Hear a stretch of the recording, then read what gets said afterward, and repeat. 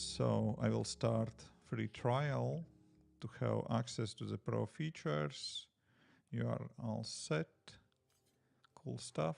And now we don't have banner anymore. Also breaking point. Whatever.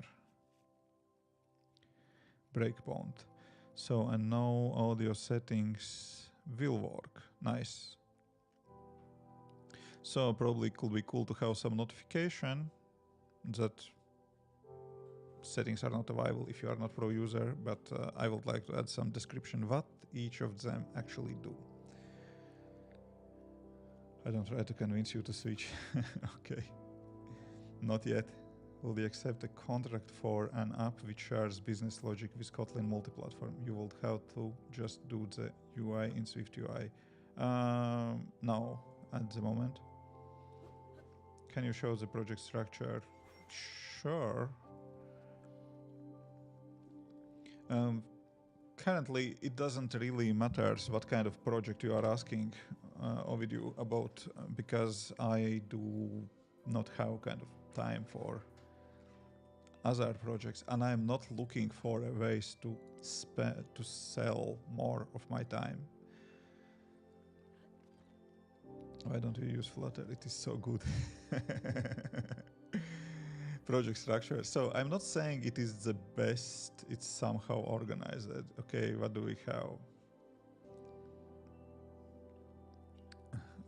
But I don't try to convince anyone. Okay. So you changed your opinion about Flutter. Oh, that sounds big. So I have screens. Basically, I'm kind of trying to split somehow into the screens. Here I have settings, for example, and here we have settings screens. What else I have? History screens, guidance screens, onboarding screens. I have models for different screens. If that project will be bigger, I would have, for example, settings, and then, oh, actually here is already settings view model. So this could go in the separate, like models folder, and those views could go into the views folder here, but it's kind of not too much files here. That's kind of fine, you know. And what else I have? Components. Those are kind of some kind of button with border. What else not? Stroke style. What else not? Model. That's some general models. What do I have here? I don't know. Just general model. What else not? I don't know. Enums, stuff like that. Custom views. I think that's self-explaining. Drop shadow button, for example. Some button. Oh, those are UI kit parts. I don't have UI kit anymore, but basically, so yeah. Outline button, also UI kit, also UI kit. Actually, those can be, yeah, those can be dropped already from the project. Here is button with button with shadow. Oh, my language starts to broke, so it's late. So button with shadow, basically that is just button with shadow. Custom views, what else?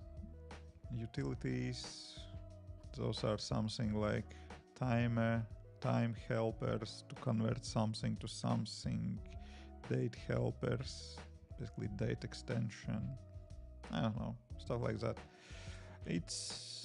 I'm not sure if it's follow any best practices, but that's kind of convenient and useful structure for me, good enough for me. So, should the goal of someone who chooses to pursue iOS as a career be to look for a job as an assistant or to work as an indie? So does it make sense to choose iOS when there are so many software areas? Does it make sense to choose iOS? So you should not choose, you can choose anything what you like. You don't need to choose iOS. So I basically choose iOS because I like to work in Apple ecosystem. That's it. If you like to work with wood, become carpenter. If you like to work with backend, become backend developer. If you don't know what you like, try multiple things until you know what you like. And when you know what you like, then choose and do that. to look a job as assistant. I don't know what is assistant job. And working as a indeed, that's not easy money and not quick money. What about UI kit? I do not use it in this application anymore. There's a lot of UI kit in there. Where? In the market? Sure. In my apps, not anymore.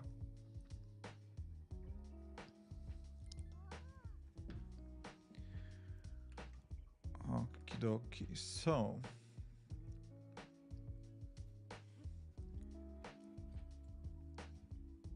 junior. Yeah, sure. You should get job as a, if you like to become a developer and you would like to learn development, you should become a junior developer because that's how you learn. When you will learn from senior developers, you will become kind of basically who is junior? Junior developer is someone who needs help to work with tasks, you know, to deal with tasks and so on. And you are learning by doing, and you're learning from your senior developers around. And that's how you're learning. And after that, you can do something else, you know, whatever. I will web and mobile dev. Yeah, go for it, why not? 8 years in the business and still loving it. Yeah, that's a great job. Yeah, I like it as well. These streams are so good, please do it more often. I will try. I always like to do that, but you know, it's always the problem with time, you know. Folks, but if you will read this, I don't know, year ago, Flutter feels very native. You try to convince me, right? All the components feels like Swift UI. I really like it. Oh, I don't know. Sysadmin profession. Yeah, that's cool as well, yeah. And in this line of work, you always, yeah, yes, exactly. How to get it there for a mobile app. Look for problems to solve. You don't need kind of idea for a mobile app. You need problem to solve. And if your application is solving problem for you or someone else, that can become a business. Creating mastermind group. Yeah.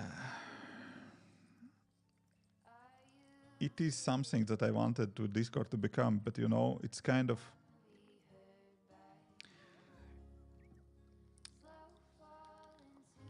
that's kind of tricky thing, you know.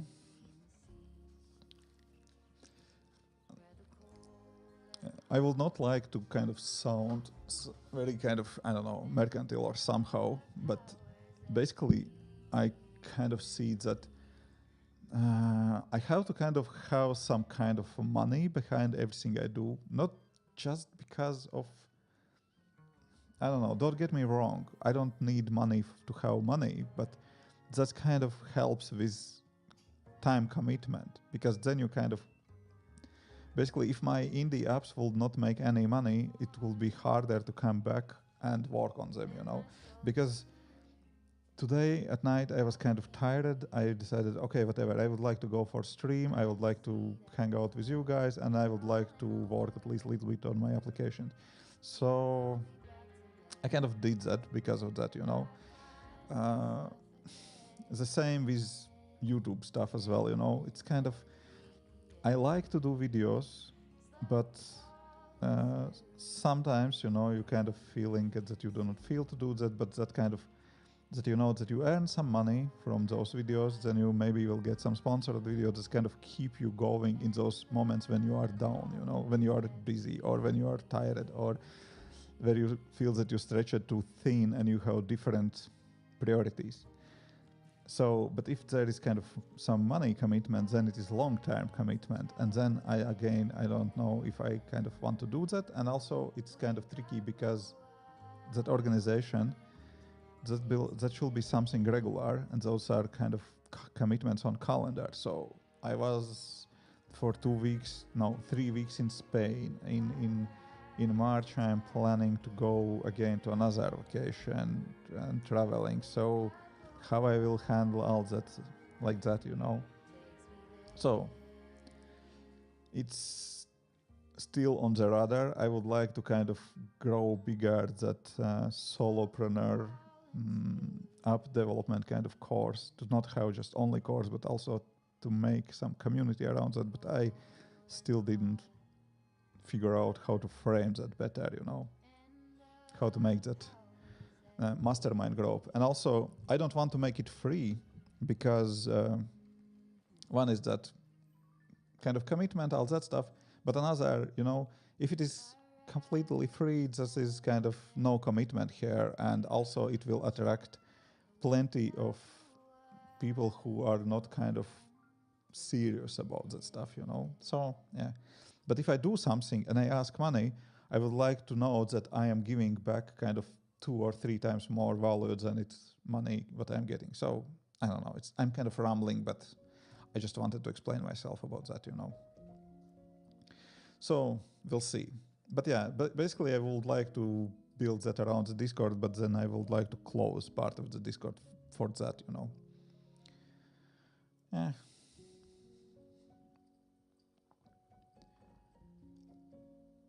How can I come up with ideas and UI UX part for user interface? So Flutter or not Flutter doesn't matter. For app ideas, there are. Take a look on. I have a course for that, but take a look on my videos on indie app development. I have a playlist on YouTube channel. I'm talking about that. I have a video exactly about that. How many hours you took for coding? Am I coding now? So that's a tricky question, right? Let's create Slack for that, because Slack is business. Exactly, yeah. Yeah, time commitment, yeah, exactly. Yeah. And for me as well, you know, I am already kind of stretching myself quite thin, you know. I'm freelancing, I'm building my own applications, creating content. That takes time, you know. Dragon Dust interested. Yeah. On midnight, 57 people watching. 57, oh, quite a lot. Across YouTube, Twitch, and Kik, we have 97 people. Oh, that's quite a lot, indeed. Give me my Slack account some purpose. Yeah. Yeah, we need Slack because, you know, Slack, that's serious business. I'm not only about selling you courses and stuff. No. For those who are asking about how to get app ideas and so on, I'm pushing a shitload of content on YouTube. Please go and check out playlists on my channel. In the playlists, oh, actually from home screen you will find it as well. Skipping vlog. Come on, can you scroll? Indie app development. Here is the playlist about indie app development. Come on, can you? So there are quite a few videos, and here it is 3 years ago. How to find profitable app ideas, for example. How mobile apps make money. What is how to build MVP, you know, stuff like that. Check out those who are asking how to get app ideas, how to start, yada yada. Basically, this playlist is about that. You use platforms to do freelance. I use it. I do not use it. Why iOS developer need a good knowledge of UI UX? Actually, it's not necessary to have it. If you building your own applications, sure, you need to understand user interface, UX, everything, you know. If you're working in company as junior developer, you will get a task and you will get design what exactly you should build, you know.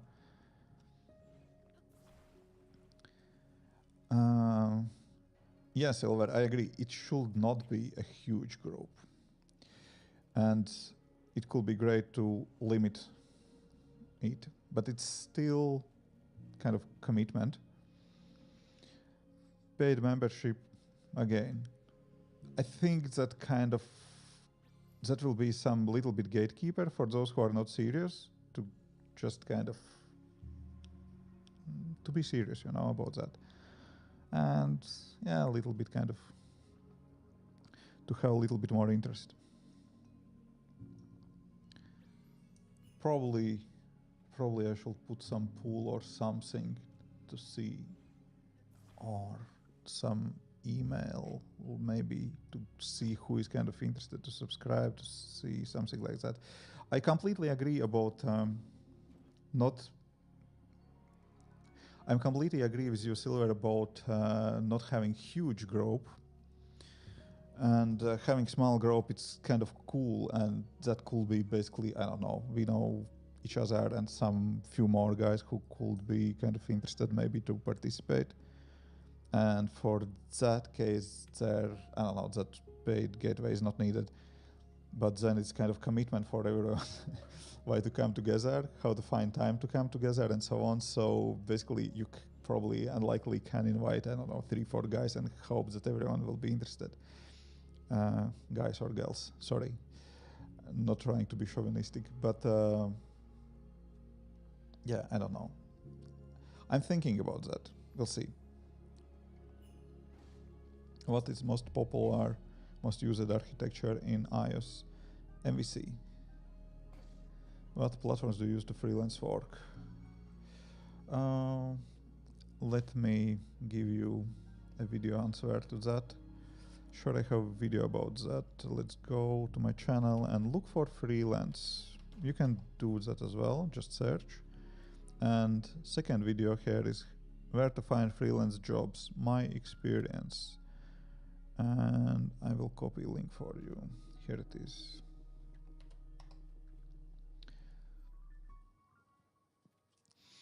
Yeah, I think it should be kind of a small group. That's one thing, one way how to do that. Another is kind of to go to the kind of bigger group to do some kind of bigger workshops for this bigger group, do some kind of knowledge sharing, but kind of try to get in that group users together in smaller groups, kind of do some accounting body. It's accountability body. For example, I'm kind of checking with you, Dragon Dust, every week. We just do weekly meetings, and we are just part of that group, but we are each for each other. We are kind of accountability buddies. We are just kind of agreeing what we will do next week, kind of supporting each other, kind of roasting each other, and so on.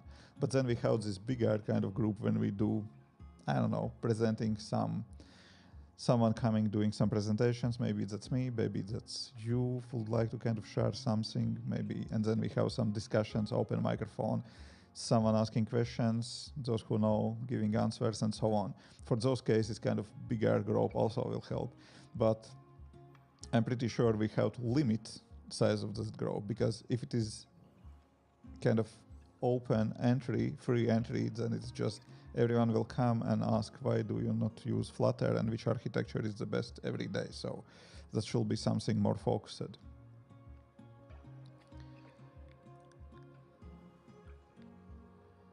Hey, Paul King, hello. How are you? I'm doing well, thank you. Sounds like I need to write iBot for Discord. Yeah, I think that could be just a closed group in Discord, and that could work just fine. But I personally not ready for that commitment yet.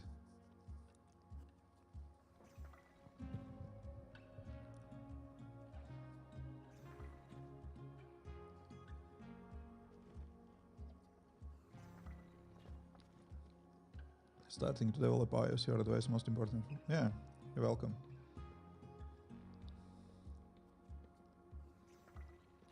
The question is, what will you discuss in that group? Personally, I like to share solutions with everyone, and of course, you also have to make sure that community doesn't split. I think I personally see that I will go basically just deeper in those topics that I'm already sharing on YouTube. There is a big problem with YouTube. For example, if I'm doing App Store search optimization video, that video should be short. The last video what I did for App Store search optimization, it is something like 15 minutes, something like that. And I just had to run through the process to keep it more or less enjoyable for YouTube. And you have to be on balance, basically, to give information for those who are coming to that video for information, and at the same time stay in the YouTube kind of line to engage audience, to keep it interesting and so on. On that community, that could be 1 hour long discussion for just that, and also on kind of closed mastermind group, it's kind of less scary to share kind of more numbers, more information, and so on, you know.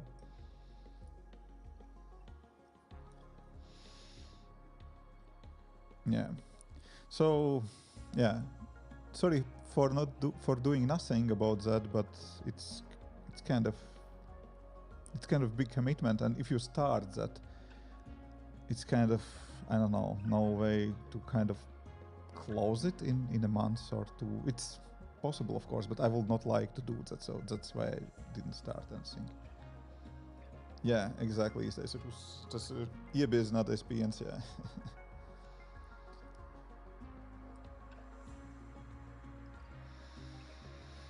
Discord group.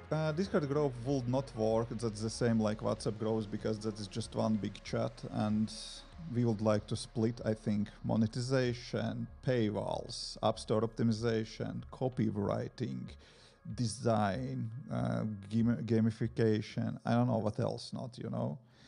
There are so many topics in indie app development, business idea validations, shitload of topics.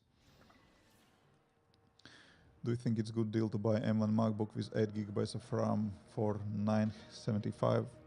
It's how it costs in the store right now, probably. That's shelf price, I think. Most likely, definitely you can find that machine used for cheaper money and with 16 GB of RAM, so 8 GB of RAM doesn't sound good. M1 MacBook Air for less than €1,000 sounds like great deal, but I'm not really kind of follow prices. 8 gigs of RAM is not great, exactly. User group is great.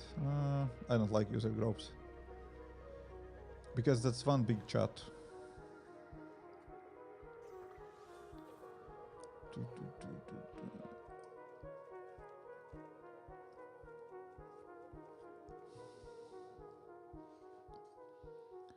Oh, falling in love and vision. Interesting, yes.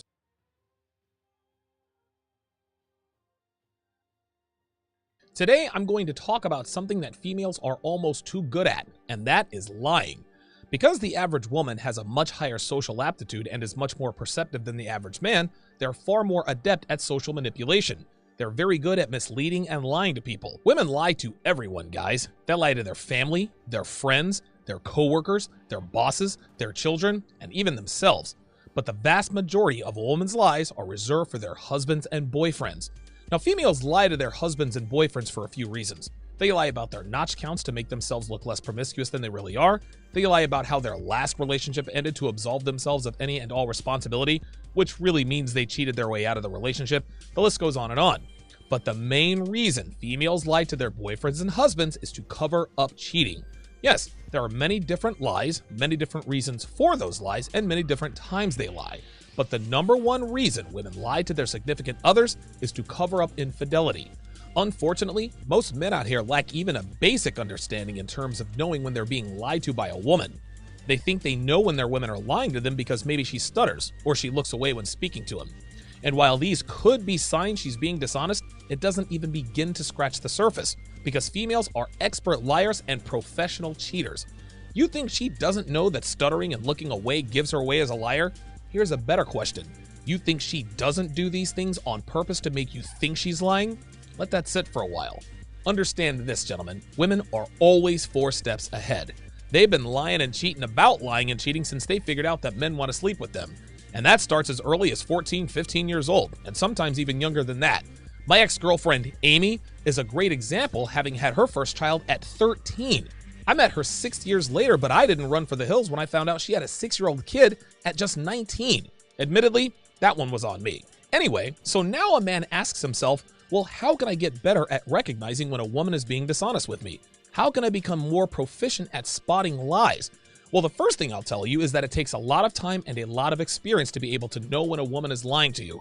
The reason I'm great at spotting dishonesty is because I've been lied to by a lot of women in a lot of ways over the years. Experience, as they say, is the best teacher. Lying is no different. But to shorten your learning curve, there are a few steps you can take, and the biggest step you can take is to pay attention from the beginning. What I mean by this is pay attention to her mannerisms, her body language, her voice inflections, and her verbal cadence from your very first interaction with her. Watch her eyes, her mouth, and her micro expressions when she's talking to you. You need to pay attention to all of these things when you know she's being honest with you. Now, these are going to be things that seem inconsequential, things she doesn't have to lie about. For example, when she says, I really like this appletini, pay attention. When she talks about what kind of shampoo she uses because you said her hair smelled interesting, pay attention. When you ask her about her family and friends, pay attention. Now, the reason this is so important is because this gives you what FBI interrogators call a baseline. When she answers questions she has no need to lie about, her voice inflections, her cadence, her body language, and her facial expressions give you that important baseline. You know what she looks, sounds, and moves like when she's telling the truth. This is why FBI interrogators ask basic questions in the beginning of a lie detector test. They ask you questions like, what's your name? Where were you born? What are your siblings' name? And so forth. This way, when they administer the questions they really want the answers to, they are more likely to detect inconsistencies in your voice inflections, your body language, and your tone. They go one step further and hook you up to a machine that tracks your pulse and your vital signs. Then they compare all of this information to your baseline, which they established in the beginning when asking questions they know you'll tell the truth about. Now, obviously, you're not going to hook a woman up to an EKG machine or a heart monitor, but you can do the next best thing, which is to pay attention from the beginning. Most men today are so caught up in the bedroom fun and the emotion and all of those dopamine hits that comes with the newness of a relationship that they sleepwalk through the first few weeks and miss that critical baseline information that can be used later on when she tries to be honest with you. Guys always ask themselves the same thing when they find out their woman's been running around on them. How did I not see she was lying to me? How could I miss this? There are many answers to this question, but the number one reason is that he didn't pay attention and establish a baseline from his very first interaction with her. While this first step is important, it's only the beginning. You have to be able to use this information later on when and if she ever tries to lie to you. And there are many ways to pick up on these things rather easily, provided you've done what's necessary to prepare yourself. Now, I'm not going to go over every single solitary sign your woman is lying to you because we'd be here till Womanese Volume 3 drops. But I am going to give you 7 extremely deceptive ways to tell your girlfriend or wife is lying to you, specifically about potential infidelity, which encompasses everything from her whereabouts to who she's with to what she's doing. Okay, so let's get started here. 7 deceptive ways women lie and how to spot them. Number 1, her stories sound rehearsed. This is where paying attention and establishing that baseline I talked about earlier comes in handy. If you ask her how her day was and she says something like, work was same old, Kevin in the sales department got on my nerves, but he got off early, so I didn't have to deal with him anymore. I went to lunch with Carol, and I had a Cobb salad. She had a chicken quesadilla with sour cream on the side and a Coke with lime in it. The traffic sucked, but I listened to the Girls Today podcast for about 48 minutes, so that helped pass the time, and now I'm here with you, hot stuff. Now, if this is the way she usually describes her day, cool. There are some women out there that give you every single detail every single time. But most women don't give this much detail. And if this is out of the ordinary, and let's be honest, it is, it's because she rehearsed it, meaning that's not how her day went. A good way to find out for sure is to ask her again later on, and if she uses the exact same wording, meaning she tells you about the Cobb salad, the chicken quesadilla with sour cream, and Kevin in sales getting off work early, they were definitely rehearsed. Well, wait a minute, Donovan. If she gives you the exact same details, wouldn't that mean she's telling the truth? Absolutely not, and here's why. If you ask someone the same question 2 different times, they'll give you the same answer, but they never use the same words or details verbatim. Women always tell on themselves when they give you exactly the same story verbatim. But most guys don't realize she's lying because he thinks, okay, she gave me the exact same story, so she must be telling me the truth. Another way to know if she's rehearsed her lines is if her enunciations and voice cadence are different from what they normally are in her baseline. Again, guys, this is where paying attention comes into play. Number 2, she repeats what she says to emphasize the lie. Let me give you a quick scenario here. Let's say you ask your girl, did you and Lisa have fun at the mall? And let's say she answers, yeah, we definitely did. We went to Forever 21 and spent way too much money, but it was totally worth it. We ate at this Chinese place in the food court and ended up at Macy's. We spent so much money at Forever 21, but it was so worth it. We were there for so long, we had to get out of there before we spent our entire paychecks. In this example, your girl wants you to believe that the reason she took so long is because her and Lisa spent a lot of time at Forever 21. The reason she wants to drive this point home is to reassure you that she wasn't getting plowed by Dave, the unemployed garage band guitar player, who may or may not have an illegitimate kid with his ex-girlfriend's mother, so she mentions it multiple times thinking that repeating it over and over will convince you it's true. If she repeats something in her story at least once, she's definitely covering something up. And by something, I mean getting pounded out by Dave. Number 3, she quote-unquote hates someone so much. Let's go back to that first example when your girlfriend told you that Kevin was getting on her nerves. The reason she does this is to throw you off the scent. She wants you to think, man, she really hates that a-hole Kevin, so you will have no idea that she wants to sleep with him or is sleeping with him. Gentlemen, you need to listen very carefully when your woman talks about a man she can't stand. I can't stand Justin at the coffee shop. Tommy is such an a-hole. This creepy guy at my job looks like a pervert. These are the musings of a female with wet panties, and she's trying to convince you there's no way she'd ever do anything with these guys. But the more a woman talks about how much she doesn't want to hook up with him, the more she indeed wants to hook up with him. He's too short. Wen haben wir jetzt hier? Richard ist da. Richard ist 57. Hallo, Stimmt hier das? ist Richard. Richard, Ich bin ja. 57 Ja, guten Morgen. und ich habe ein paar Riesenprobleme. Ich bin seit 27 Jahren verheiratet. Ja, Vor 4 Jahren ging meine Frau mal fremd. Sie hat mir dann aber gesagt, sie hätte den Kontakt komplett abgebrochen. Und durch einen Zufall habe ich heute rausgekriegt, dass sie weiterhin voll mit ihm geht. also Und dass in der Zeit, wo sie angeblich nebenher arbeitet, sich mit ihm trifft. und das geht jetzt seit 4 Jahren so. Ja. Mehr oder weniger. Und das Schlimme ist, im Januar hat man bei mir einen Blasenkrebs festgestellt. Ich bin jetzt schon 3-mal operiert worden. Und heute war ich wieder in der Klinik. Und heute hat man mir das pathologische Ergebnis gesagt. Und hat gesagt, dass ich nochmal eine OP brauche, wo man die Blase komplett rausnimmt, einschließlich der Prostata.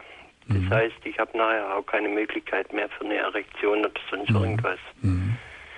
Und Das heißt, jetzt habe ich das Tumorwachstum ist so weit fortgeschritten, dass man nicht mehr die Blase operieren kann, sondern dass die ganze Blase rausgenommen werden muss. ja. Und ich muss sagen, ich habe eigentlich gar keine Lust mehr. Hast du dieses für dich sehr traurige Ergebnis deiner Frau schon erzählt? Sie war mit dabei. Sie war mit dabei. Sag mal, Richard, jetzt sag mir nochmal, wie genau du das rausbekommen hast, dass sie da immer noch seit 4 Jahren mit dem Kontakt hat, mit ihrem Geliebten. Ich saß vorhin am PC, sie war nicht da. Ja. Und habe einfach eine Liste ergänzt, gerade die Krankenhausliste. Und da hat neben mir ihr Handy gepiepst und da habe ich reingeschaut. Und da war eine SMS drin, wo er sich vielmals bedankt für die tolle Nacht und für die tollen Stunden, die sie mit ihm verbringt. Wo in der angeblichen Arbeitszeit in Anführungsstrichen geschrieben. Hast du ihr das schon gesagt, dass du es entdeckt hast? Nee, sie ist noch nicht da. Sie ist noch nicht da. Das haut einen um. Das haut einen doppelt um. Einmal die schwere Diagnose und dann das auch noch. Von der eigenen Frau so betrogen zu werden, seit 4 Jahren. Ja. Hast du das in den letzten 4 Jahren irgendwie gemerkt, dass da doch was nicht stimmt? Ich wollte es nicht merken.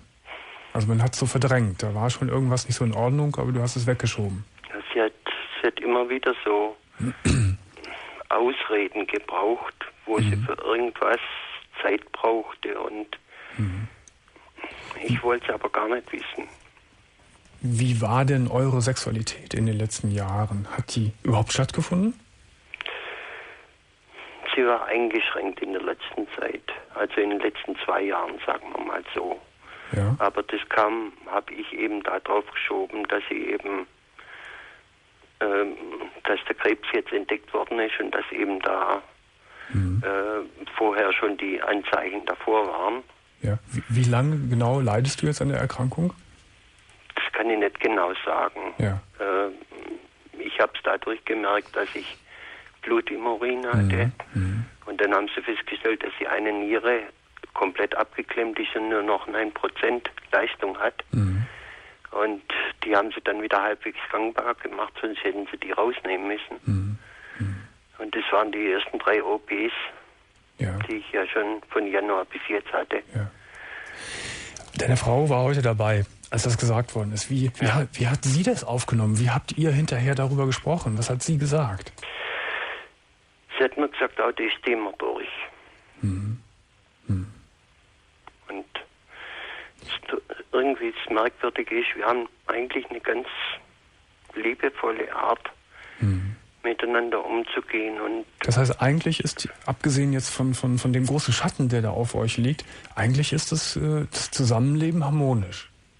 Eigentlich ist Zusammenleben harmonisch. Ja. Habt ihr Kinder? Wir haben einen Sohn, einen großen, der schon 2 Enkel hat. Und wohnen aber leider zu weit weg, als dass wir sie öfter sehen. Als sie das heute gesagt hat, das ist ja ein schöner Satz, wenn das der Partner sagt, hier, das schaffen wir schon, da stehen wir durch. Hast du ihr das so richtig geglaubt, dass das von Herzen kam oder war das eher so eine Floskel? Nee, das habe ich ihr geglaubt und ich glaube es ihr auch noch. Ja.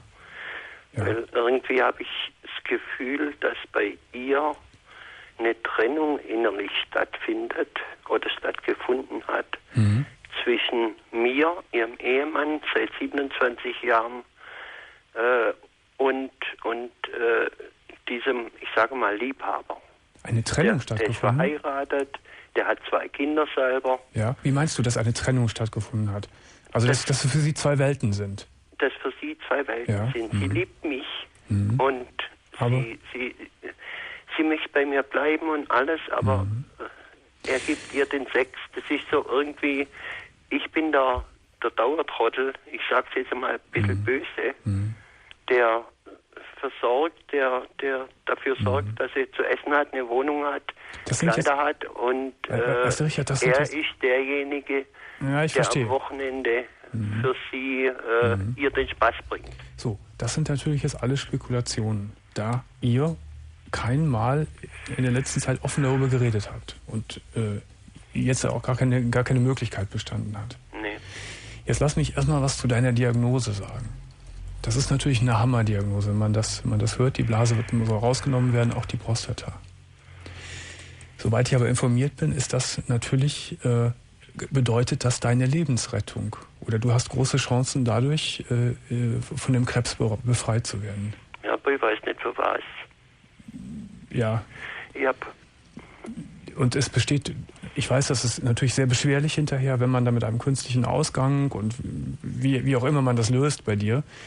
Aber es besteht durchaus die Hoffnung und die Chance, dass du ein relativ normales Leben wirst führen können. So, das sage ich jetzt erstmal so. Ich habe das sehr ernst genommen, dass du gerade gesagt hast, wofür. Jetzt kommt natürlich die Geschichte mit deiner Frau dazu. Rein. Nicole. 25 Jahre alt. Hallo. Hallo, grüß dich. Nicole, bist du eine Fremdgeherin? Ja. Aha. Auch. Ganz kräftig. Eine ganz kräftige sogar. Eine ganz kräftige sogar. Wir müssen die Fakten klären. Die Grundfakten. Du hast einen Freund? Ja. Mhm. Wie lange schon? 5,5 Jahre. 5,5 Jahre? Ja. Und seit wann gehst du fremd? 3,5 Jahre. 3,5 Jahre schon. Weiß er davon? Ja. Von Anfang an? Ja. Erzähl mal, wie ist es dazu gekommen? War eigentlich ganz putzig, weil ich bin damals mit meinem Chef ins Bett gestiegen und er stand halt einfach in der Tür drin. Also, du bist mit deinem Chef ins Bett gestiegen. Ja. Macht ja auch nicht jeder. Oh nee, das ist so ein Schnuppeliger. Und ich meine, überleg mal, ich bin 25 und erstmal gerade 34, also von daher passt es schon. Liegt es nahe, meinst du? So, und wie kam es jetzt, dass dein Freund in der Tür stand? Wo passiert Er hat seine Nachtschicht früher beendet. Bitte? Er hatte seine Nachtschicht früher beendet. Ach so, und der Chef war bei dir zu Hause, bei euch zu Hause? Ja. Mhm. So, und Direkt in Flagranti.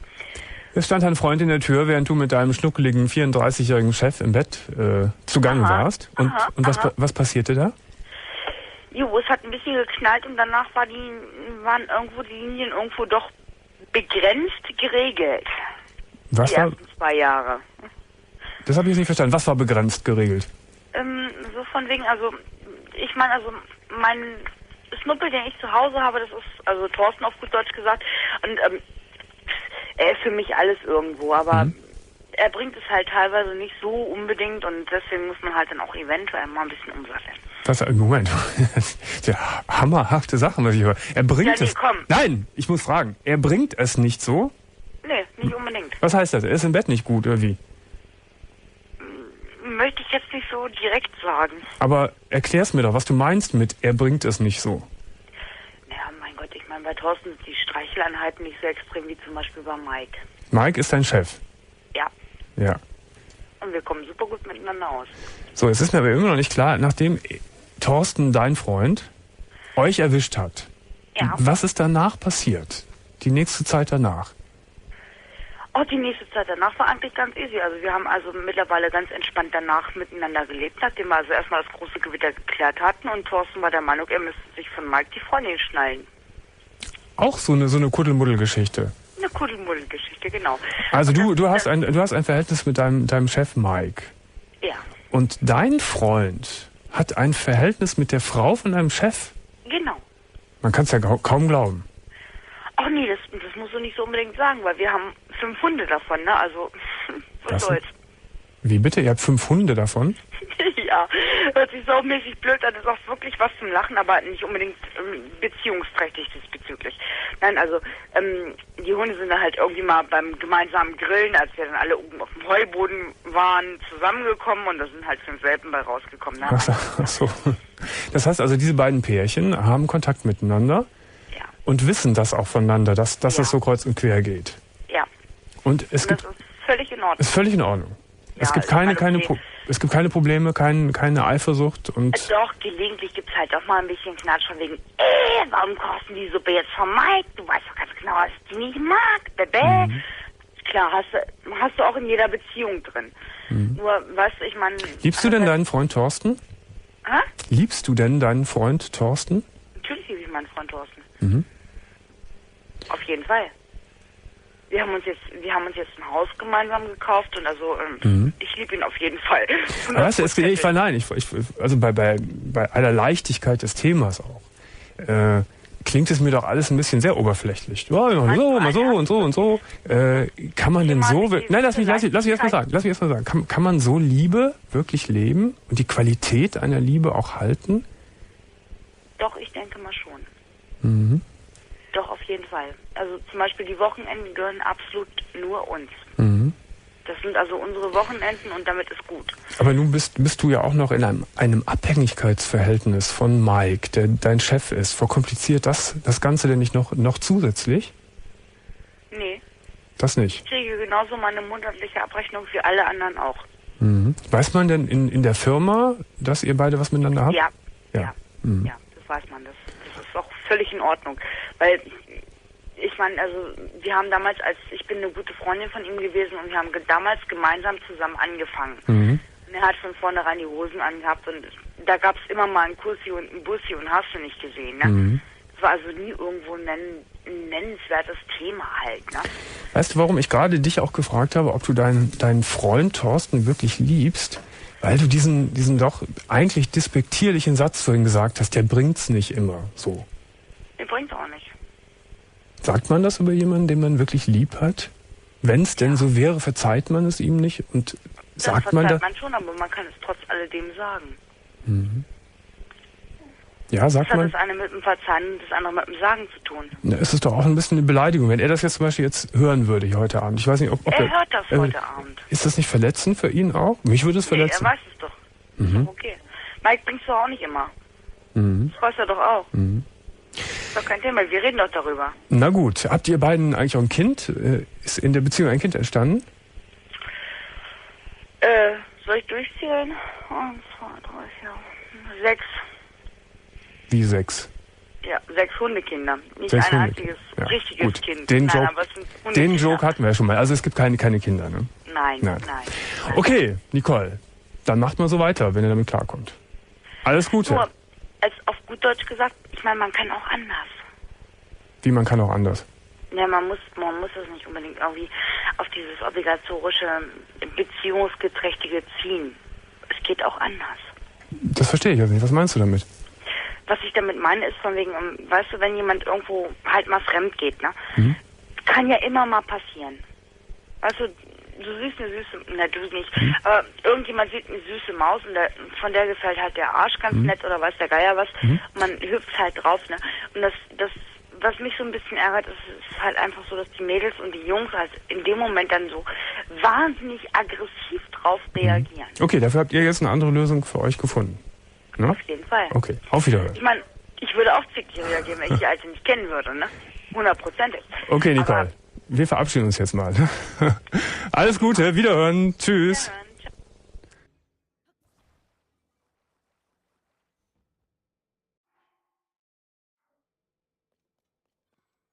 Die Isabelle ist hier. Hallo Isabelle. Hallo, Domian. Du bist 19, nee 20. Ja, genau. Isabelle, um was geht's? Es geht um meine Beziehung. Aha, was ist da los? Ich bin seit einem Jahr circa mit meinem Freund zusammen und wir hatten einen turbulenten Anfang. Das heißt, also als wir zusammengekommen sind, habe ich bei einer Freundin gewohnt, dann bin ich zu meiner Mutter gezogen und hin und her und er hat mich eigentlich auf die Beine gebracht. Was heißt auf die Beine gebracht? Naja, ich hab im Heim gewohnt und von da aus habe ich dann halt im einzelbetreuten Wohnen gewohnt und da ist halt alles bergab gegangen. Ich war nur feiern, ich war nur tanzen und habe halt nur dafür gelebt, um tanzen zu gehen. So, naja, jedenfalls ist es jetzt so, dass ich habe ihn 3 Monate, nachdem wir zusammengekommen sind, habe ich zu ihm gesagt, also wenn ich ihm irgendwas nicht geben kann in Sachen Sex, dann würde ich ihm sogar Geld geben, dass er ins Bordell gehen kann. Oh. So, ja, aber jetzt kommt ja das Schärfste, das kannst du dir gar nicht vorstellen. Also, er hat mich gefragt, wie es aussieht mit dem Dreier. Er würde es gerne sehen, wie ich mit einem anderen Mann vor ihm schlafe. Aber ich bin gar nicht so, also mit Haie und so. Und da meint er, na, wär's denn lieber mit einer Freundin von dir? Und da habe ich zu ihm gesagt, okay, damit könnte ich vielleicht leben. Und vor 3 Tagen haben wir das dann versucht und ich habe meine Freundin zu mir eingeladen, wir haben ein bisschen Xbox gespielt, ich und sie, und wir haben was getrunken dabei und dann kam mein Freund und wir haben uns angefangen zu knutschen, ich und er. Naja, und dann ist sie auf Toilette gegangen und er hat zu mir gesagt, ja, sie wäre jetzt bereit, weil natürlich habe ich sie gefragt, ob sie es auch gerne möchte. Und sie meinte natürlich, jo, ihr seid ja experimentierfreudig, ich würde gerne. Und jedenfalls kam es dann zu dieser Situation, wo es kurz davor war. Und ich habe voll angefangen zu heulen. Mann, ich konnte mich gar nicht darauf einstellen, das ging gar nicht. Also bevor es überhaupt losgehen konnte, hast du angefangen zu weinen? Aber vollkommen. Aber vollkommen. Wart ihr schon ausgezogen oder wart ihr noch gar nicht ausgezogen? Nee, wir waren noch gar nicht ausgezogen. Das war kurz davor, dass wir angefangen haben. Also ich hätte nur einen Schritt machen müssen und dann wäre es soweit gewesen. Wie hat sich die Situation dann aufgelöst? Die waren doch wahrscheinlich völlig irritiert, ne, oder? Nee, also wir hatten ja was getrunken und wenn ich was trinke, dann kann es passieren, wenn mir irgendwas nicht gut tut, dass ich dann nicht rede, sondern anfange zu weinen. Ach so. Und die kannte das halt schon. Und mein Freund hat halt überspielt und meinte, ja, dein Vater wollte dir die Küche einrichten und der ist ja nicht gekommen, deswegen weinst du ja, damit sie halt nicht so viel davon mitbekommt. Und ich habe ihm halt gesagt, ja. Und heute habe ich ihm halt das Angebot gemacht, dass er halt mit ihr schlafen kann, weil ich das nicht ertrage, wie er eine andere Frau küsst oder anfasst. Ja. Aber damit hätte ich halt nicht so richtig das Problem. Ja. Aber, also du hast nicht das Problem, dieses Angebot zu machen, war nicht für dich das Problem? Nein. Solange du nicht dabei sein musst. Ja, genau. Aber also ich habe jetzt so gesagt, dass ich mich morgen mit meiner Freundin treffe und dass sie zu mir kommt. Und dann habe ich ihm gesagt, könnt ihr ja mal auf Toilette verschwinden. Ja, und ich denke, dass ich damit klarkommen würde, weil ich habe ihm ja schon am Anfang das Angebot gemacht, dass ich ihm halt, wenn ich ihm was nicht geben kann, so wie es halt jetzt auch ist. Ja, sag mal, da will ich gerade mal was zu sagen. Das finde ich, da habe ich gerade richtig zusammengezuckt. Das finde ich merkwürdig. Wenn man gerade frisch verliebt ist und dass man jemandem sagt, pass mal auf, wenn ich dir sexuell was nicht geben kann, gebe ich dir das Geld und geh ins Bordell. Warum so untertänig? Warum so, das ist ja fast schon eine devote Haltung. Warum? Naja, also ich meine, wenn man wirklich eine Beziehung aufbauen möchte, dann muss man auch so Kompromisse eingehen. Und wenn ich ihn liebe und ich weiß ja, dass er mich auch liebt, denn sonst hätte er nicht die ganze Aktion, die am Anfang war, hätte er gar nicht mitgemacht. Und, lebt ihr jetzt zusammen schon? Nein, wir leben nicht zusammen. Ihr lebt nicht zusammen. Wie alt ist er eigentlich?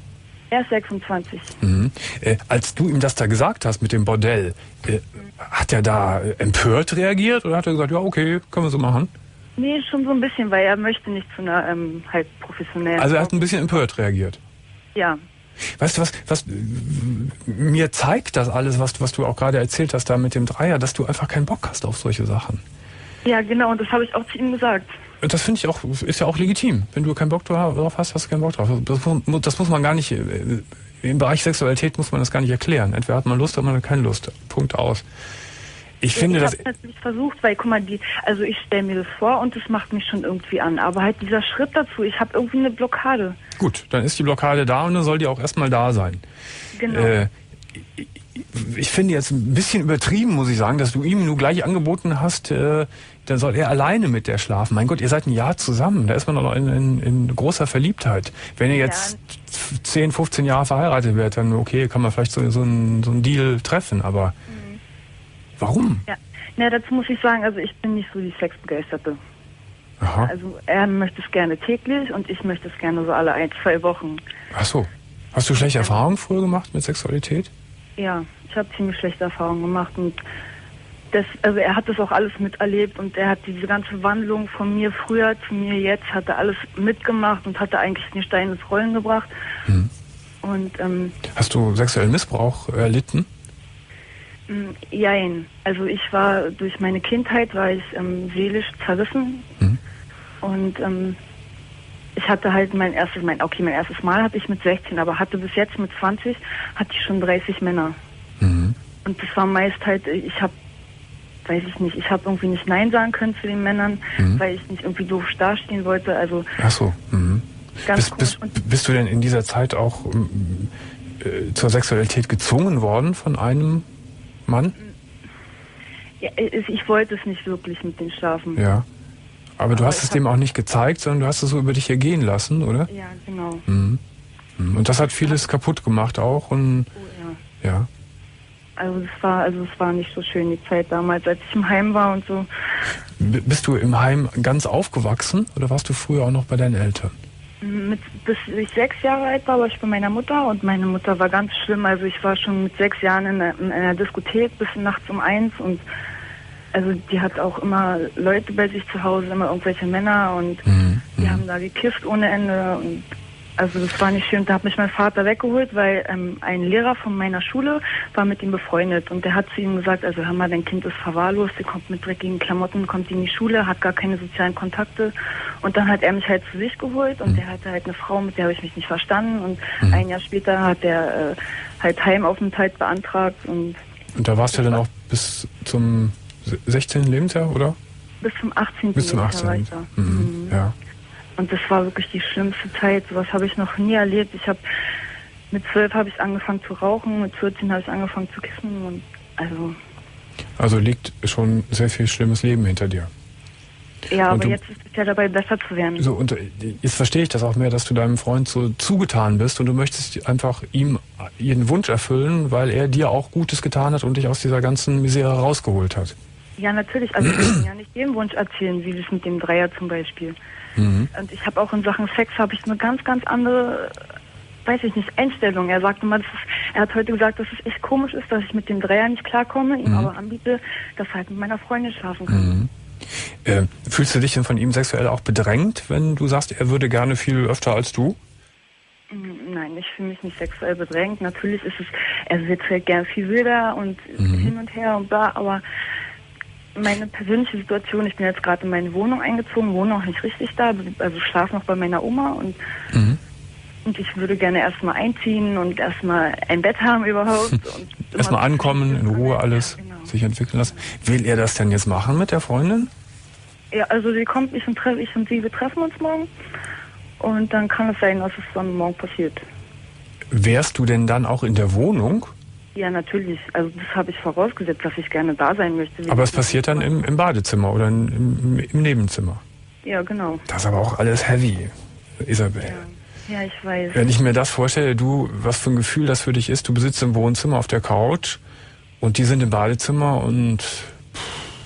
Ja, aber ich weiß ja, dass ich sein Herz und seinen Kopf besitze. Ja, aber wenn ich es auch gar nicht möchte, dann wird er es auch nicht machen, aber ich möchte ihn halt so... aber er will es machen?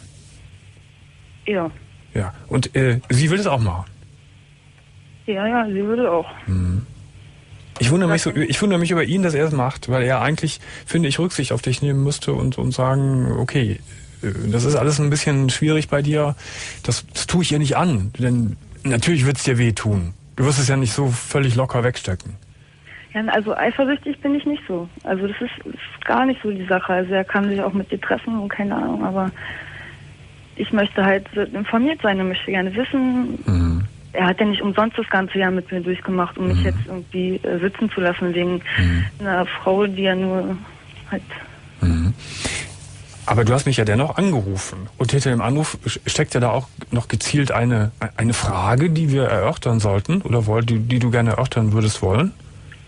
Also ich wollte es dir gerne mal erzählen und wollte gerne mal wissen, wie du darüber denkst, ob das überhaupt, jetzt weiß nicht, moralisch ist es ja wohl nicht so das Beste, aber... Ach Gott, ja, was ist moralisch? Wenn sich zwei Leute auf irgendwas einigen in Beziehung, gerade im Punkt Sexualität, ist vieles moralisch. Ich habe nur Sorgen, dass dir das nicht gut tut. Und dass du ihm da Dinge zugestehst, vielleicht auch aus Angst, ihn zu verlieren, weil er so wichtig ist für dich.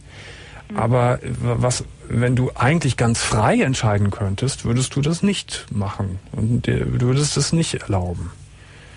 Und das finde ich so schwierig, dass du auch nicht zu viel ihm hinlegen solltest, weil die Gefahr besteht, dass vielleicht dadurch dann auch alles kaputt geht, weil du dich zu sehr verletzt fühlst. Ja, guck mal, ich weiß ja, dass wenn wir jetzt auch nicht mehr zusammen sein würden, würde er trotzdem bei mir sein. Also ist er im Moment einer der wenigen Menschen, die wirklich bei mir sind. Und er meinte auch, er wollte heute eigentlich zu mir sagen, dass wir es lieber erst noch für ein paar Wochen sein lassen wollten.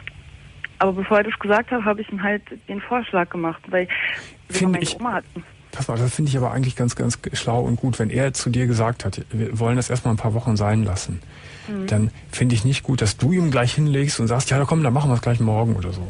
Ich habe das ja davor gesagt, bevor er mir das gesagt hat. Ich fände es trotzdem gut, wenn ihr das ein paar Wochen sein lassen würdet. Da spricht überhaupt gar nichts gegen. Da kannst du mal ein bisschen zu dir kommen und noch mal ein bisschen nachdenken. Es gibt vor allen Dingen, wenn er das auch so gesagt hat. Das heißt, von seiner Seite aus kommt da ja keine Erwartungshaltung. Ich bin sicher, dass das richtiger ist. Wenn ihr sagt, okay, komm, ein paar Wochen, lassen wir mal ins Land streichen. Mal sehen, wie wir uns alle dann fühlen. Mal gucken, wie es dann läuft. Ja, aber du meinst, das sind doch seine Fantasien, weißt du? Ist doch egal, man muss doch nicht alle Fantasien ausleben, Mensch.